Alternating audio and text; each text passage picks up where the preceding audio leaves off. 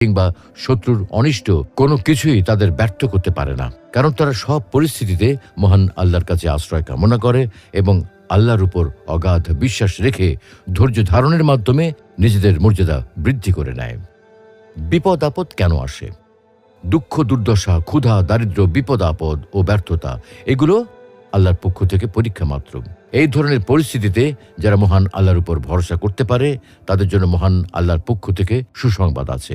তাই বিপদে পড়লে সর্বপ্রথম মহান আল্লাহর কাছে সাহায্য চাইতে হবে। পাশাপাশি পবিত্র কোরআনে ইরশাদ হচ্ছে, أولما أصابتكم مصيبة قد أصبتم مثليها قلتم أنى هذا قل هو من عند أنفسكم إن الله على كل شيء قدير